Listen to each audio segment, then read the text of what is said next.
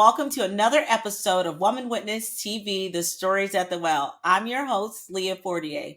Here on this platform, we bring to you voices of women who are out there making a positive impact, making a difference in their lives, in their community, in the world around us.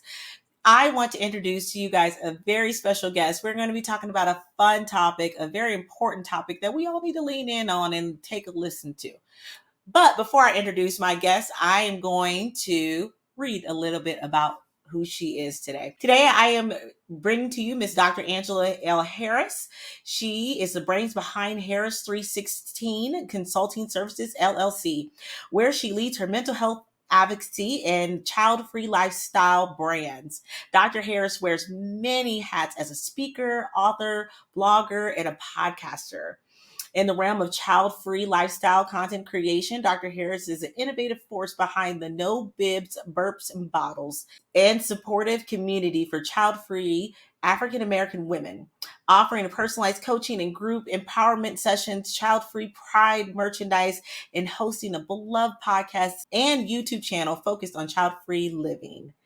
As a zealous mental health and wellness advocate, Dr. Harris conducts mental health and wellness workshops for Black churches, organizations serving marginalized communities. Her mission is to break down mental health stigmas and advocate for the fusion of spirituality, mental health, and wellness. Dr. Harris earned her doctoral degree in clinical psychology from Wright State University in Dayton, Ohio. And with over 25 years of experience in higher education administration, she currently serves as assistant dean of students at a liberal arts college. She is a mental health advocate and works with Black churches to help decrease the stigma of mental health. More information can be found at Harris 316 Consulting, and I will definitely be sure to have her leave all the information before the end of our episode. So without further ado, I am so pleased and so excited to introduce to you my guest, Ms. Dr. Harris. Yay! Hello. I am so excited, and I'm so excited that the timing and the stars and the universe aligned with us being able to meet. I know I had some schedule issues, and I know you are busy, so I'm so grateful to just have an opportunity to chat with you and tell you a little bit about me. I am excited to have you on, Dr. Harris. I love your niche. I love everything that you do. I have been on your page. I have been stalking you because I want to I want to know more about everything that you are doing. You have so many, and like you said, you wear so many different hats, and you do it all. And I know that we don't have the time to get it all in one episode, but I'm going to try my best. So I want you to briefly just introduce yourself. And I know I told a lot about you, but I want you to tell us who you are. Give us a little bit of your background. Yeah. Well, I'm Dr. Angela L. Harris, and I'm here to chat a little bit about the two things that are important to me, in addition to my full-time job as an assistant dean of students and really empowering in the developmental stage of college students. I have Harris 316, which I aim to work with Black churches to talk about the intersectionality of faith, wellness, spirituality, and mental health. And that's really important because growing up as a PK, pastor's kid, and growing up in the church, I know that people are experiencing church hurt today. And a lot of times that is being misunderstood by their congregation, by the mothers of the church, by their pastors. And pastors, although they're doing a great job in developing the spiritual life of a person, sometimes I believe that Black churches are missing the mark in regards to mental health. So that's really the birth of Harris 316. My other passion, which I believe we can have more than one passion, more than one ministry. So my other passion and ministry is also being the founder and visionary of No Bibs, Burps, Bottles, where we empower, inspire, celebrate, and highlight child-free African American women to live their best child-free life. I myself opted out of motherhood, never wanted to be a mom, and I felt shame, guilt, embarrassment, and feeling invisible. And I said, what can I do about that? Because I can't be the only one in this world who didn't feel like motherhood was for them. So I started No Bibs, Burps, Bottles and realized there are a bunch of women, a bunch of sisters who also don't want kids. So, in addition to my full-time job, I really occupy the spaces of working with Black churches and talking about mental health and Mhm. working with my child-free sisters to help them live empowered, meaningful, child-free life. Wow. I love that so much, Dr. Harris. I really do. And everything you said was spot on. And I did not know you were a PK. I don't know. I love PKs. I feel like I was supposed to be one. And it didn't. I learned a lot, right? Growing up as a PK was sometimes challenging, but in my adulthood, I'm like, thank you, Lord, for allowing me to grow up in a space where there was rules and boundaries and love and understanding. Didn't get it then while I had to go to church Wednesday, Friday, Saturday, and Sunday, but now I appreciate it in my adult life. I think it's amazing because you're right. Okay, so I want to jump into it. I love your foundation. I believe that foundation is everything. When you have that foundation, not only can you live in it, walk in it, you know where to return to, and then you are able to teach others. Okay, Woman Witness is based upon the Samaritan woman, the woman at the well.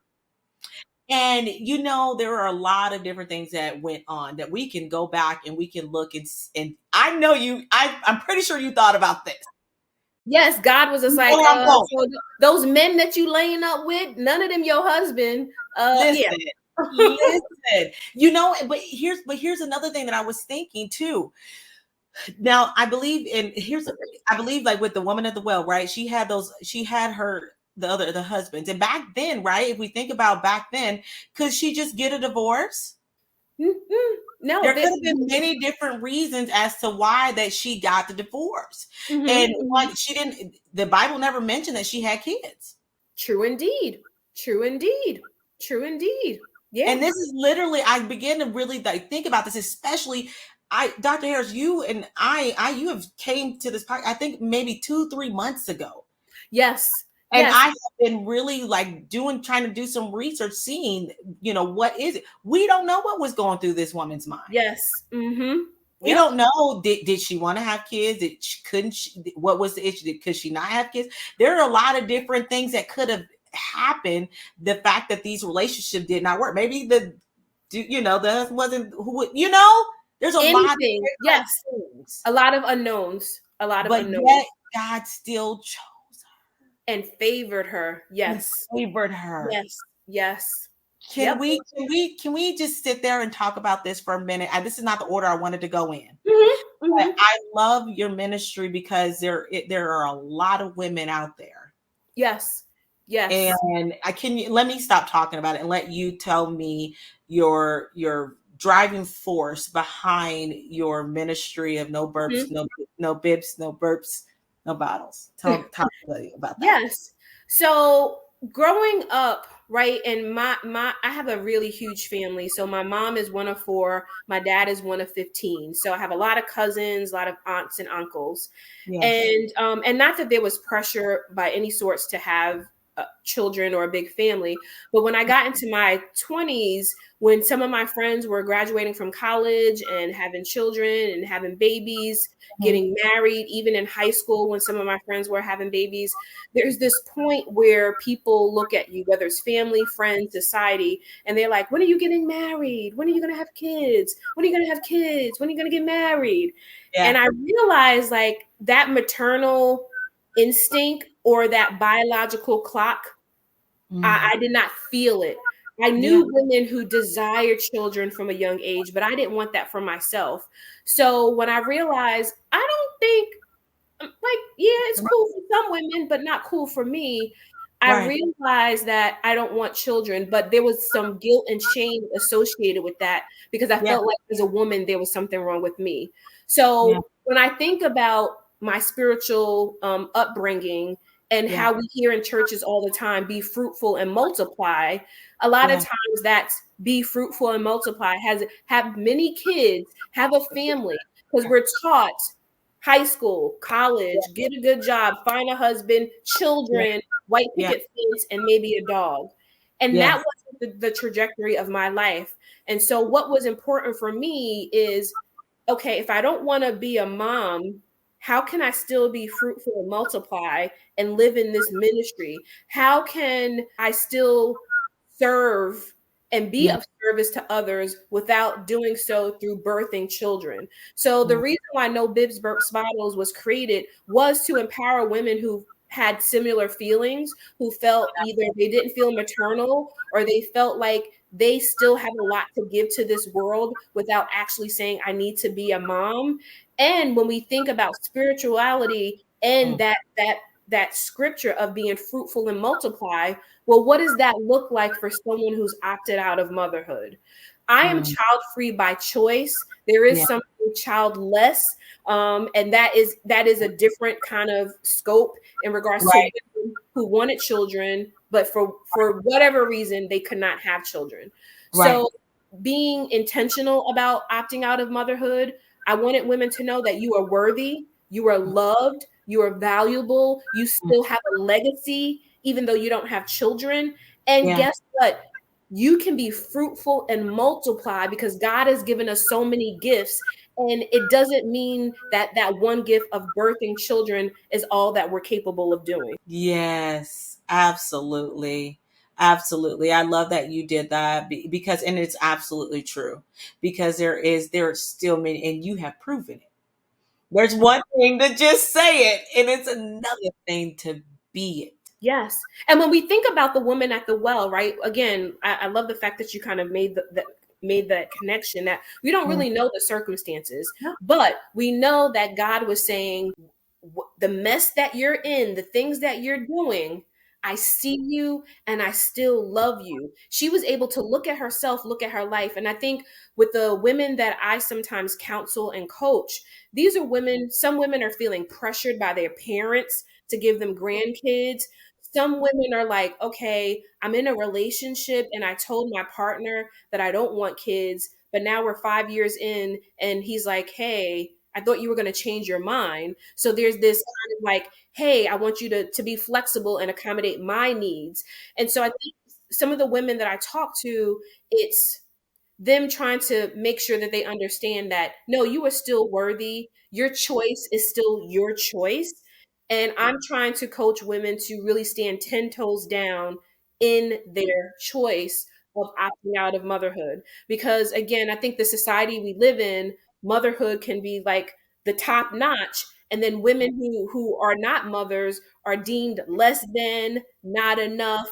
What's wrong with you? And I see it every day on social media, about the attacks of what womanhood is supposed to look like. And one of the sayings at No Bibs Burps Bottles, womanhood is not synonymous with motherhood. Yes. Yes, you are so right about that. And can I just piggyback on that what you just said?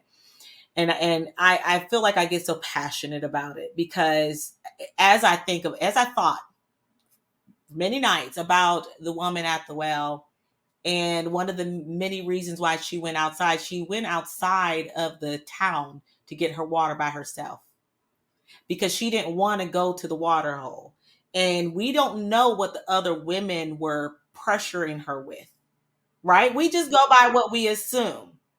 But we know maybe it was the multiple husbands, maybe it was this, maybe it was that, maybe she opted out of motherhood, maybe she could have. No one knows. But all we do know is that she didn't have her sisters there. Her community, yes. Community. Because they were what? Judging her.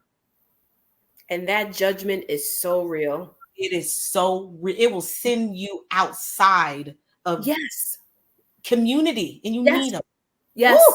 Sorry, I'm Yes. getting excited. Yes, no. It's so, I mean, and that's a beautiful revelation because again, not knowing the circumstances, we know that when we are out of fellowship, when we are out of community, we can feel very isolated, we can feel very invisible. And Yeah. again, hence why not only No Bibs Burps Bottles and working with child-free women, but more so even in the Black church and being able to say, okay, sister such and such, we can't isolate her just because she has her depressive episodes, or maybe someone's hearing voices, or maybe someone's having panic attacks. We can't say, let's just push them over there. It's okay. Let's bring them in.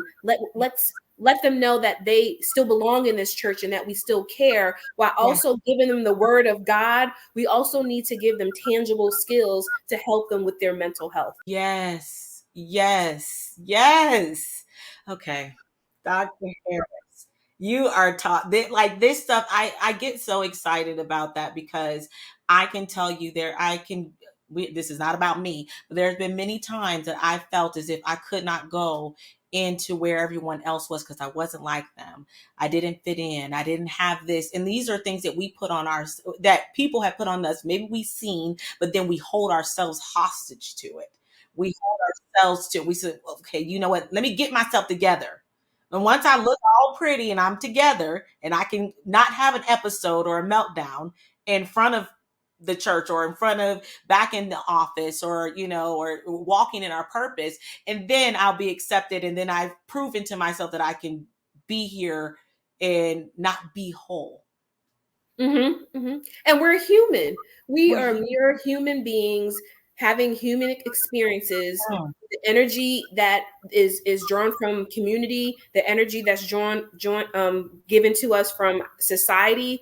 Yeah. We're not going to always get it right. We're not going to always get it right. But I know that doing this life and having this human experience totally alone is not good for most people, right? And it's Mm. not about like, hey, I need my solitude because I love my solitude.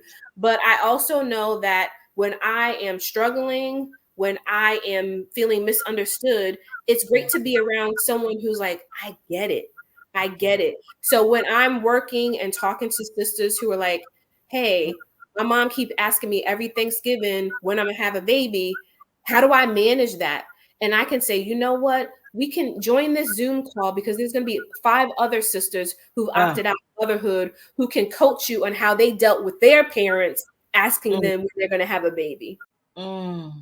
I love it. Don't send them outside the city. You are bringing in. Come on, Dr. Hirsch. I get so excited about this. Okay, I need you to talk to us and some of our listeners who are listening. They are like me and they're jumping out of their seats right now who are listening and they're saying, I love what she is doing. You are bringing people into conversations that need to be had and helping us to figure out how to have them. So, you talk about marrying the mental health in the churches and bringing forth a voice in that realm. Can you please talk to us about how you're doing that, how you're introducing it, and how we can maybe begin to embrace it in our own, maybe perhaps churches in our areas? Yes, yes. So when I was in graduate school, I took a like mental health, psychotherapy, spirituality class, and Mhm. I really am indebted to this professor today because he allowed each student to write a chapter for his book. So he got a bunch of authors. It was really cool, That's and cool. so I wrote a chapter about the Black church and psychotherapy, and from that. I learned that when we are in community, when we have congregation, again, coming from a Christian lens, a lot of Mm. times the things that are getting us through are our scriptures, are our Sunday morning worship, are our listening to gospel music on a Saturday when we're cleaning house. We definitely have practices when it comes to when we're feeling down, we're going to our favorite scripture or we're calling our pastor. But a lot of Yeah. times, being trained as a clinical psychologist and learning that even the best Christian, right? Not the perfect Christian, but the best Christian can struggle with their mental health, right? Whether that's Yeah. a life crisis, whether that's an identity crisis, where there's trauma. So we can be Christians, we can love God, but sometimes there's some significant things that are happening. So with the Yeah. Black church, I believe we're doing awesome works. Yeah. Sharing the love of God. But what I'm also hearing, especially when I was a practicing clinician, that some individuals felt dismissed when they tried to talk about their depression, when they try to talk about their anxiety, when they try to talk about their bipolar disorder, when they talked about hallucinations. It was like, that's just the devil. You're not praying enough. You're not coming to revival enough.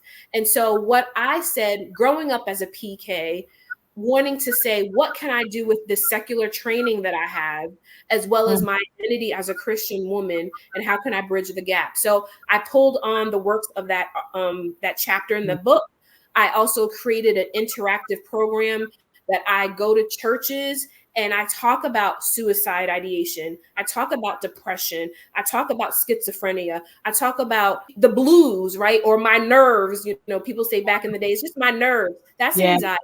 That's anxiety. But I also said, when you were telling Sister Betty to pray, when you are giving Sister Betty a scripture, how empowering it would be if Sister Betty knew that you also were in support of her seeing a therapist, right?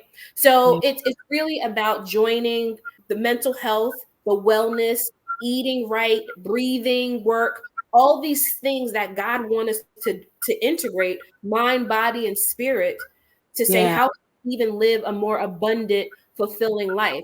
Because Yeah. Sister Betty is coming to church every Sunday, but Sunday. Sister Betty is still struggling with her depression, and no one has said, hey, have you talked to your PCP about a therapist? We have to get beyond that, right? Because there are people in the church who are struggling. Yeah. Hold on, Dr. Harris. I love where you're at right now. And I hear you saying you're right. Who talks about this a lot? I believe when the first time I heard a pastor introduce it was Bishop Jakes, and he introduced this mental health thing, and I don't say that lightly, but from doing a lot of research and speaking with a lot of clinicians and understanding, one, I have found that do we truly understand the whole breakdown of what mental health is? And sometimes, especially in communities of color, we just think I'm having a bad day. Or we're like, okay, why is my back hurting? Why is my shoulders tense? And a lot of times we're not associating that with mental health. But mental health can show up physiologically in our bodies, right? Why do I have headaches? Why am I, not sleeping? Why can't I keep anything down on my stomach? So all these things, sometimes these symptoms can connect to mental health. But again, sometimes it's like, oh, you'll just get over it. You just pray and take it to the Lord in prayer. And it's just like, I've been doing that. And it's okay to see a therapist, and it's okay maybe to get psychiatric medication if needed. So we have to have this integration, this discussion of mental health and what are the supportive measures, right? I can have my spirituality, I can have my prayer, I can have my Bible study, and I can have my therapist, I can have my group therapist, I can do my walking wellness program, I can join yoga, I can do wilderness walks. We can integrate all of that into mind, body, and spirit, which is why we can't disconnect these parts. It's a whole part made up of many parts. You are so right about that, and a lot of us don't know that, Dr. Harris. A And lot of us don't know mhm, that. It's new. We can't go ask our parents because they didn't grow up with it. that is so that is so true. That is so true. I believe that we are making strides, especially even in overall in mental health, right? The Yeah, stigma is still there, right? It's just like, yeah, oh, you're in therapy, you're like trying to keep it quiet. But again, I yes, think Paris 316 and other clinicians who are on Instagram talking about mental health, talking yeah, about wellness, the more we can talk about it, the more if someone comes across this video and they're like, yeah. oh, she's a PK and she knows about church and she's Mm. telling me I can go to therapy and I can still sing in the choir, right? So if pastors are more open, if churches are more open to these experiences and to these conversations and inviting people like me and other people to come do a workshop, to come to do a talk, to teach your clergy how do you do a referral from pastoral care to Mm. clinical care. If there's an awareness, Yeah, it's likely where people will talk about it more, and they're not going to be afraid to go to their pastor and say, "Hey, Pastor Jones, right? yeah, Thank you for talking about mental health this Sunday on the pulpit. I right, struggle with depression, or my auntie struggles with A, B, and C." The more we right. talk about it, it affords us the opportunity to have one more awareness, and then Yeah, again to be seen where we can continue to decrease that stigma to mental health. right. Oh, I love what you're doing, and I love the fact that you are. What did you say? You said they are all pieces that parts that need to be together. If I hear you correctly, you can't just move in one because you're still going to be lopsided. if it makes sense. And maybe that wasn't the right word for it. I can have one area of my life and I'm like, I'm killing it in this area. Yes. In all these other areas, you jacked up. And I truly believe spiritually, God wants us, again, not to be perfect humans, but I Right. believe that God's desire for our life is to, to dwell in happiness, to Yeah. live in happiness, to embrace happiness, to be able to prepare our life for the abundance and the overflow. So Mm. I believe that we have to do our due diligence, right? It's Yeah. like I want to be healthy, and God has given you walks and nature paths to just simply walk. You don't even have to pay for a gym, right? Like you're giving your tithes, but yet you're gluttony in the spirit of food, right? Mm. So we And we have to be able to kind of just look at all these parts and really do a self-assessment of where am I lacking and what do I need to truly improve on.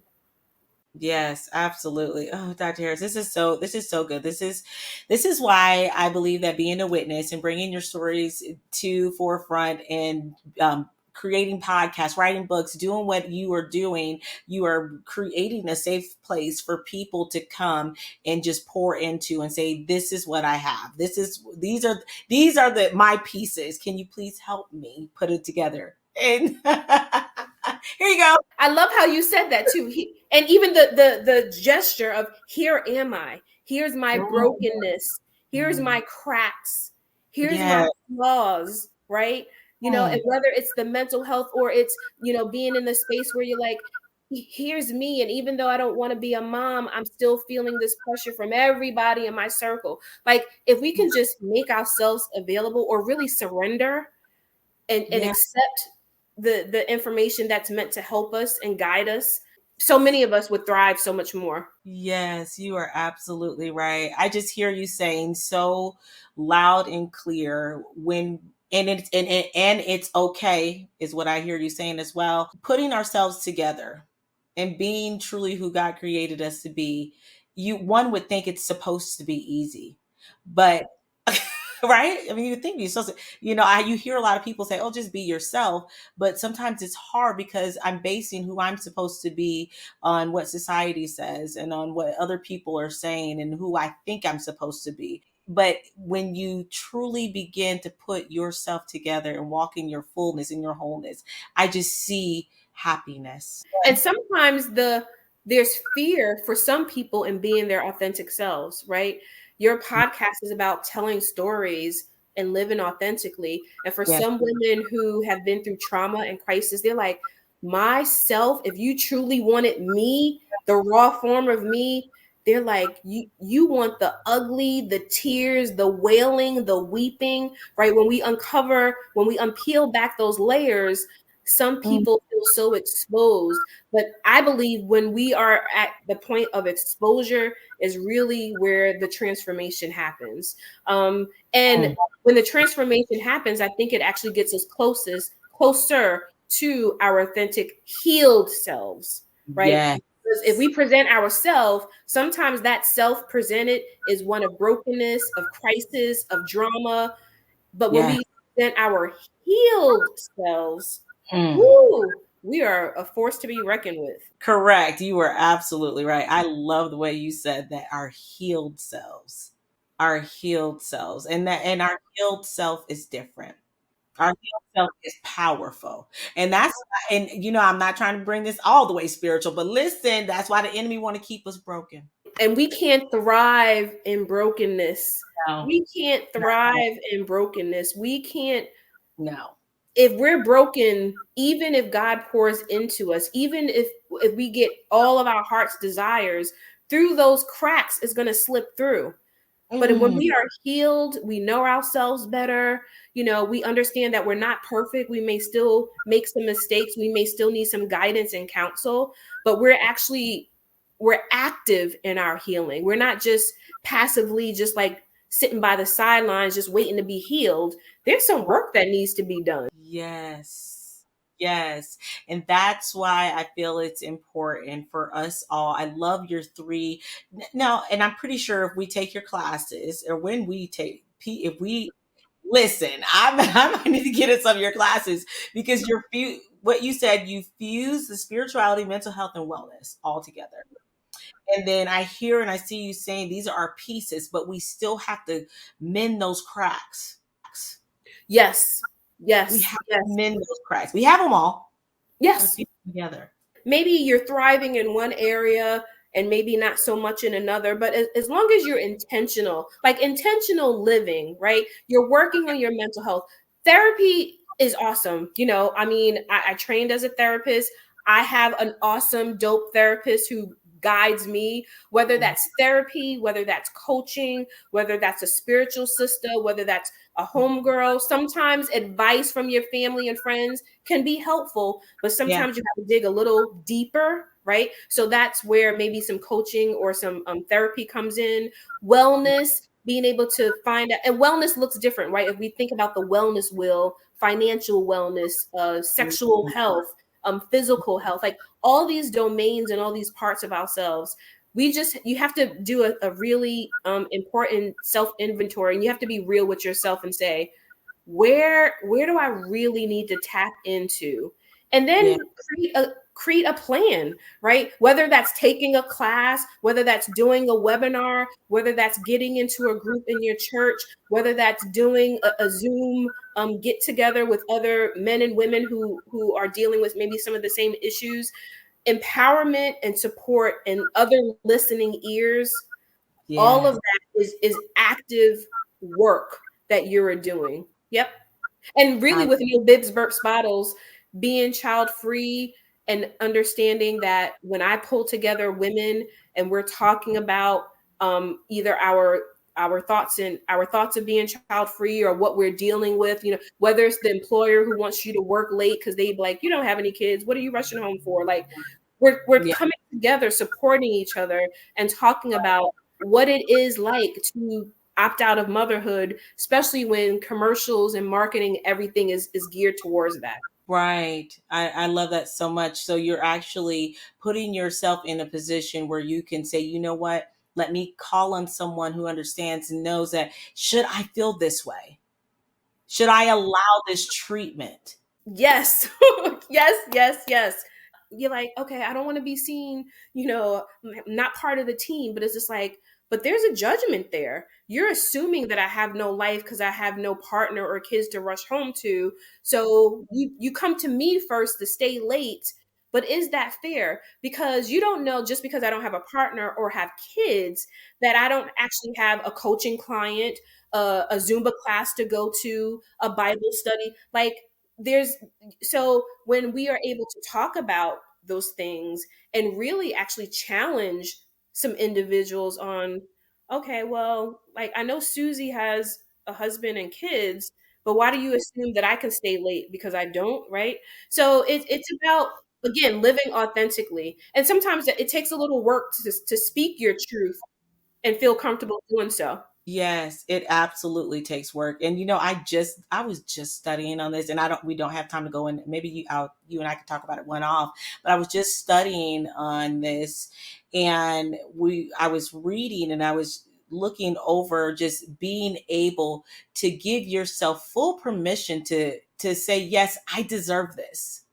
I don't deserve to be treated this way. And this can be in different spectrum. It could be in a partnership, in a business, on a school board, or with your kids or whatever. Whatever your situation is, you deserve to say, you know what? No, I don't have to take this because this is what I want. This is how I deserve to be treated, and I'm going to say, no.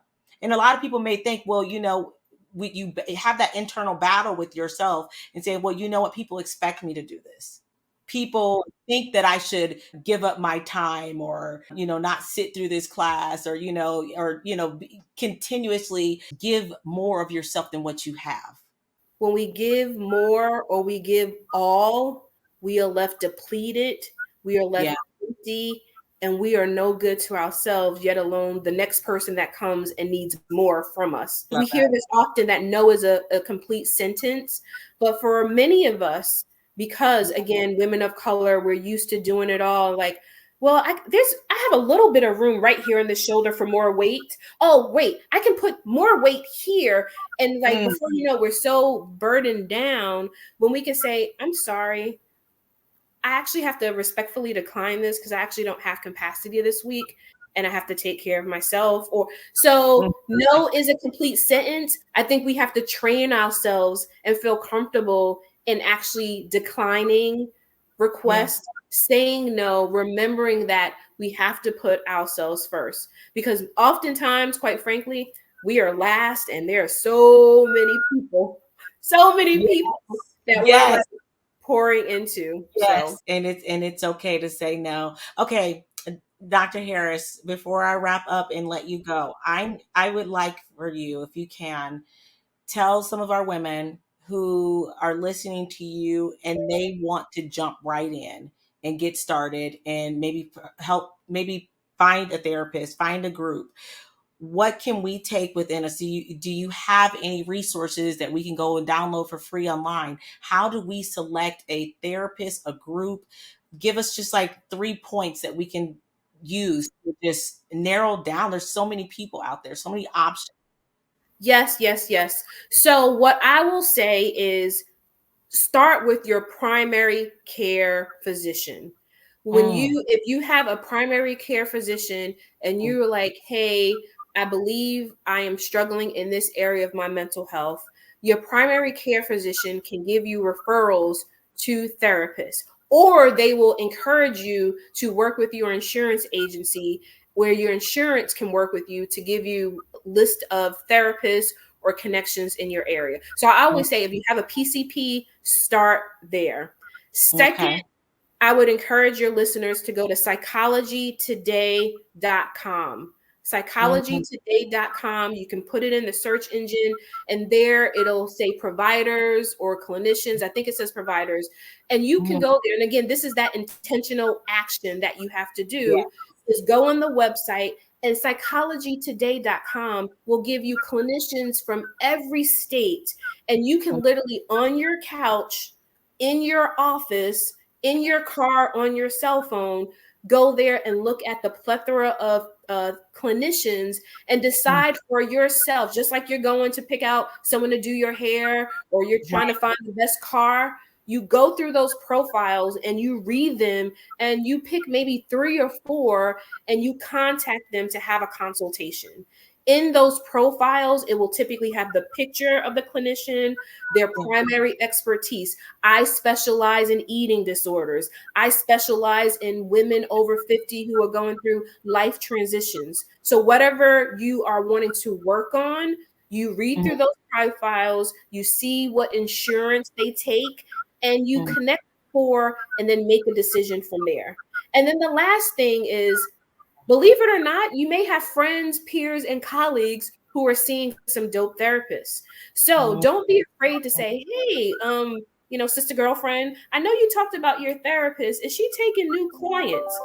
So, because sometimes when we hear people talk about their positive experiences with their Yeah. therapist, that therapist is probably looking for new clients, especially if they're in Yeah. private practice.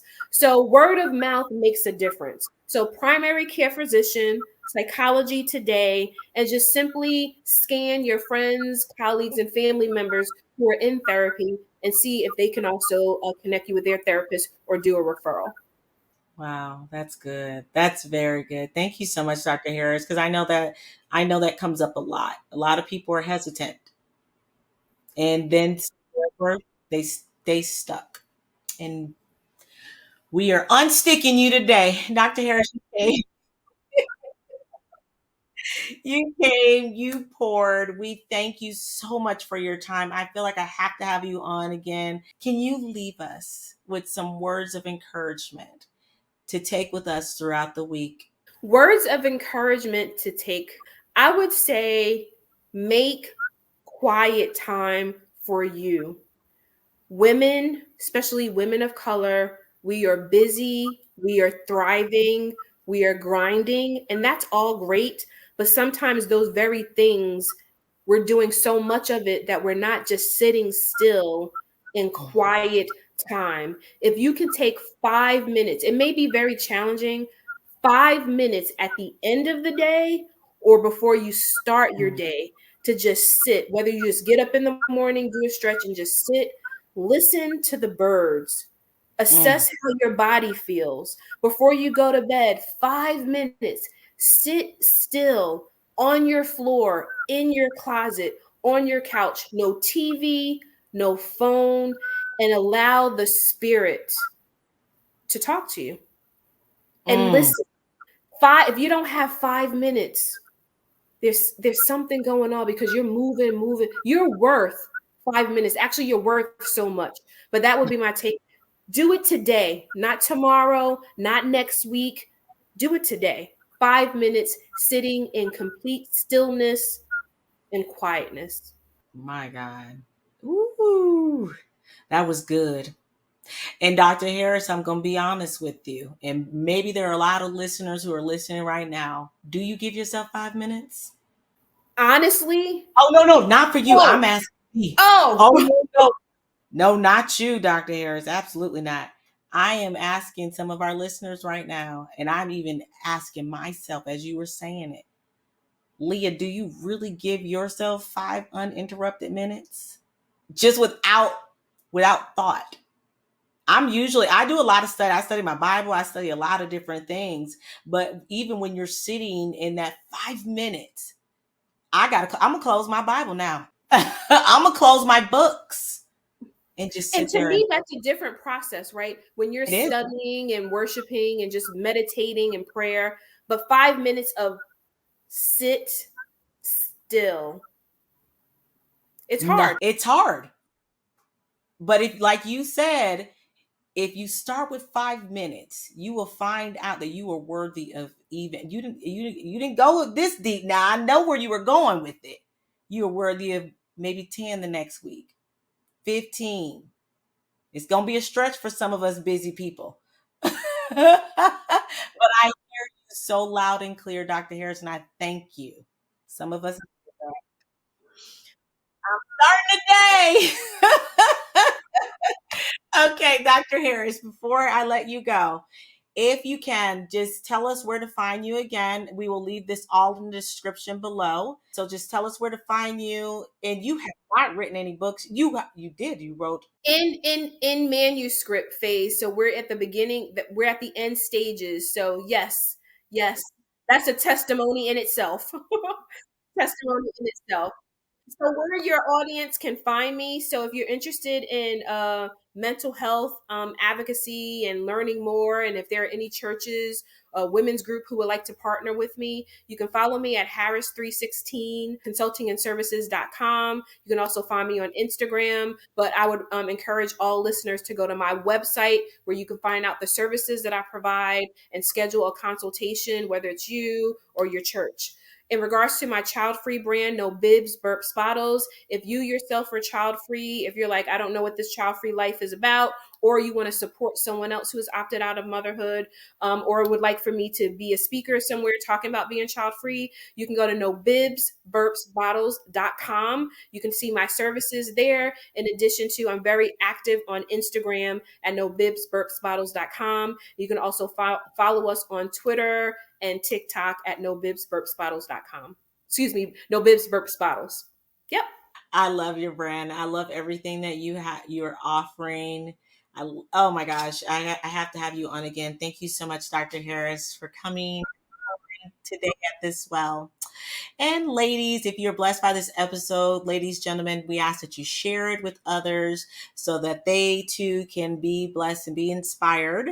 And please follow Dr. Harris. I'll leave all her information in the description below. Until next time, perhaps you are chosen for such a time as this to write or to tell your story, your truth. Until next time, bye bye.